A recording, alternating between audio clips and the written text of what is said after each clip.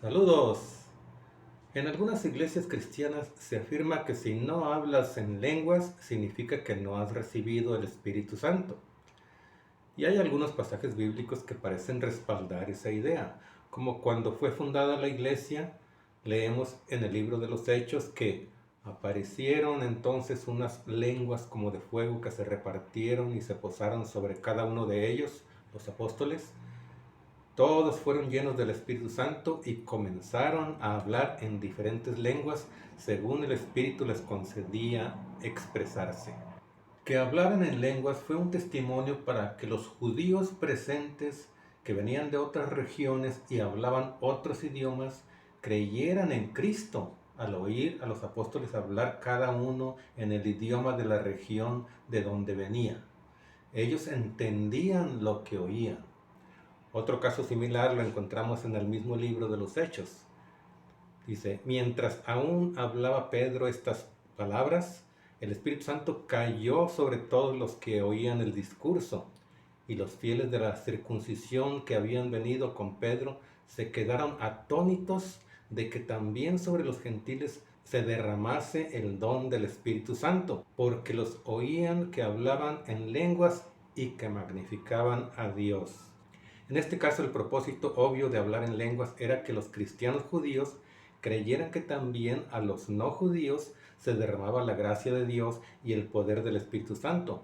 Pero en una reunión de la iglesia donde todos son creyentes, el hablar en lenguas que nadie entiende no parece tener otro propósito que impresionar a los hermanos. Y puede ser peligroso que se le dé tal énfasis al hablar en lenguas al grado de que cultivar otros dones espirituales más importantes sea relegado a un papel secundario. Ciertamente la Biblia respalda que el hablar en lenguas es un don espiritual, pero no lo califica como prioridad, mucho menos como un requisito para probar la presencia del Espíritu Santo en una persona. El apóstol Pablo nos dice, esfuércense en seguir el amor y ambicionen los dones espirituales, sobre todo el de profecía. Aclarando que profetizar del griego profeteu no se refiere únicamente a predecir el futuro, sino a hablar por inspiración divina, predicar pues. Continuando, porque el que habla en lenguas no habla a los demás sino a Dios. En realidad nadie entiende lo que dice, pues habla misterios por el Espíritu. En cambio, el que profetiza habla a los demás para edificarlos, animarlos y consolarlos. El que habla en lenguas se edifica a sí mismo. En cambio, el que profetiza edifica a la iglesia. Y agrega Pablo, ¿qué hay pues, hermanos? Cuando se reúnen, cada uno de ustedes tiene un salmo, una doctrina, una revelación, un mensaje en lenguas o una interpretación. Todo esto debe hacerse para la edificación de la iglesia. Si habla alguno en lengua extraña, que hablen dos o cuando mucho tres, y por turno, y uno interprete. Y si no hay intérprete, que guarden silencio en la iglesia y cada uno hable para sí mismo y para Dios. Supe de alguien que estuvo presente de casos en que el que hablaba en lenguas decía una frase que nadie entendía y luego la repetía y la repetía varias veces.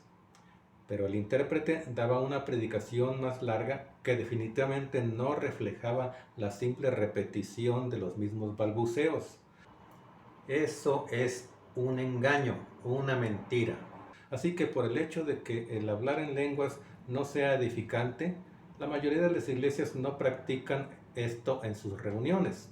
Y volviendo al punto inicial de que si no puedes hablar en lenguas es porque no has recibido el Espíritu Santo, simplemente diré que el Espíritu de Dios es omnipresente, que está en todo lugar del universo, ¿o no? Eso es fundamental. Está dentro de cada persona, dentro de ti, dentro de mí, dentro del que pasa por la calle. Que no sea evidente en la mayoría de la gente se debe a que la gran mayoría no se sintoniza con él. Pero el omnipresente Espíritu está allí. No estoy en posición de explicar a fondo el tema de hablar en lenguas, pero se equivoca quien quiera que diga que quienes no podemos hablar en lenguas no hemos recibido el Espíritu Santo. Claro que está en nosotros. Sintonicémonos con Él en oración y pongamos atención para dejarnos guiar y dirigir nuestro camino. Amén.